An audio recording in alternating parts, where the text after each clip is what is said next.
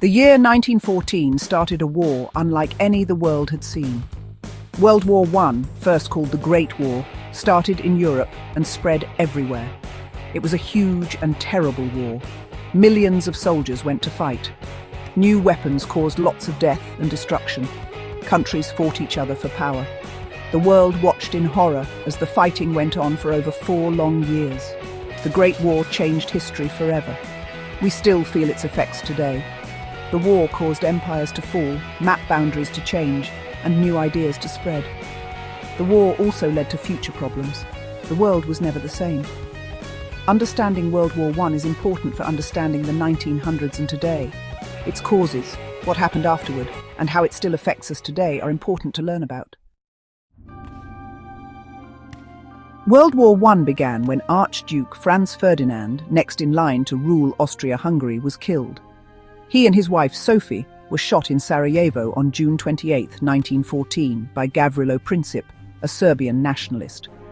This started a chain reaction that led to war in Europe. But the assassination was just the match that lit a fire that was ready to burn. Europe in the early 1900s was full of tension. Several things caused the war. One was militarism, the idea that having a strong military is good and war is unavoidable. Many European countries were building up their armies and weapons before 1914. They wanted to use them. Another cause was the system of alliances between countries. These alliances were supposed to prevent war, but they actually pulled countries into it. When Austria-Hungary declared war on Serbia, Russia, which had promised to protect Serbia, got its army ready. Germany, Austria, Hungary's ally, then declared war on Russia and its ally, France. Imperialism, or trying to control other countries, also caused tension. European countries were fighting over colonies in Africa and Asia, creating more rivalry. Finally, nationalism, or strong national pride, and a desire for independence, was a big factor. This was especially true in the Balkans, where Serbia and other nations wanted freedom from Austria-Hungary.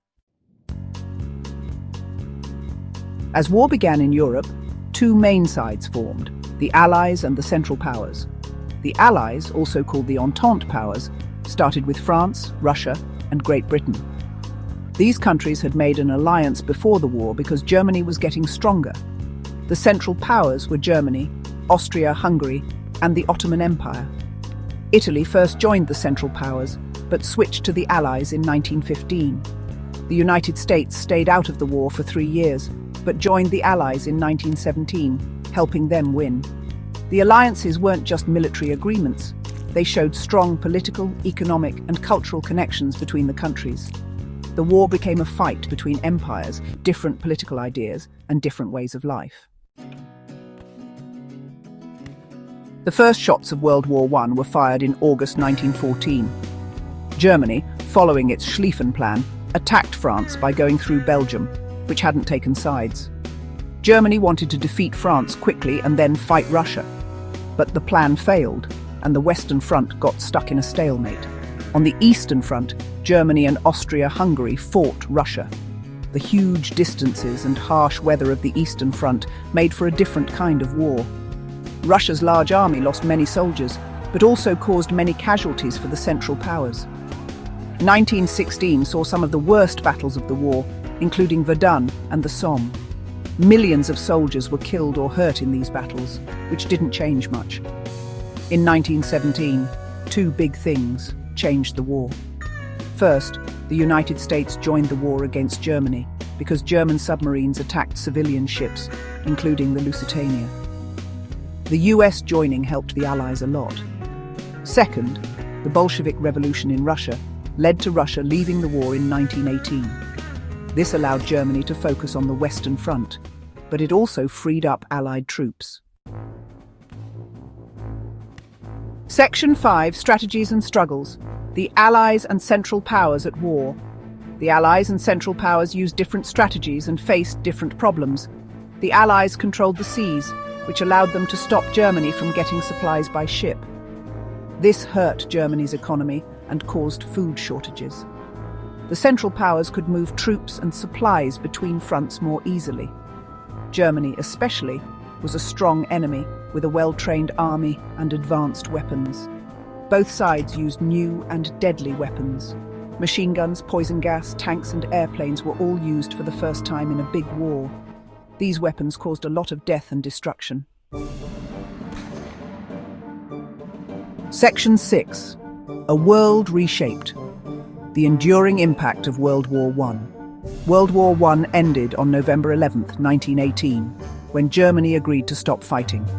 The war killed about 15 to 22 million people, both soldiers and civilians. Millions more were hurt, physically and mentally.